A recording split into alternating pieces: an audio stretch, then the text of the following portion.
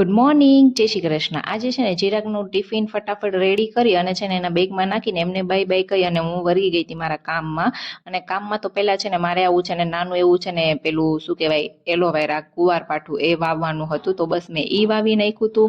અને પછી છે ને હમણાં થોડોક પાણીનો પ્રોબ્લેમ છે ને તો હું કપડાં સાંજે જ ધોઈ નાખું, તો જો સાંજના કપડાં અત્યારે મેં સંકેલી નાખ્યા હતા, પછી સરસ મજાનું કચરું કાઢી નાખ્યું હતું અને પોતું મારી નાખ્યું હતું।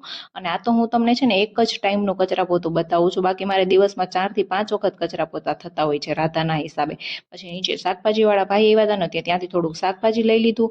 અને આજે છે ને કેરીનો રસ ખાવાનો મન થયો હતો ને તો મારી એકલી માટે મેં છે ને કેરીનો રસ બનાવી નાખ્યો હતો ને છે ને સવારે છે ને ટિફિનમાં થોડુંક લેટ થઈ ગયું હતું એટલે મારો લોટ એમનેમ જ રાખી દીધો હતો। અને મેં અત્યારે જો રોટલી બનાવી અને સરસ મજાનો કેરીનો રસ શાક રોટલીને જમવા બેસી ગઈ હતી। હું થાળી બાળીને એવું બધું લઉં નહીં, કારણ કે પછી ધોવા તો મારે જ છે ને ભાઈ, એટલે હું છે ને બને ત્યાં સુધી ઓછા જ વાસણ લઉં। પછી જો ઉઠી અને છે ને સરસ મજાનો ચા નાસ્તો કરી લીધો હતો અને રાધાને હવે ખબર પડી જાય કેમેરો ચાલુ થઈ જાય ને એટલે હું હાય ને બાય ને હાલો ખાવા ને એવું બધું કરવા જ માંડે।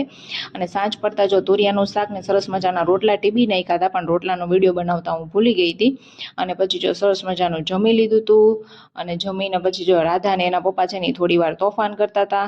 તો તમને વિડીયો ગમ્યો હોય તો લાઈક શેર અને સબસ્ક્રાઇબ કરજો। મળી આવતીકાલે એક નવા વ્લોગ સાથે, ત્યાં સુધી બધાને જય બજરંગબલી, બાય બાય।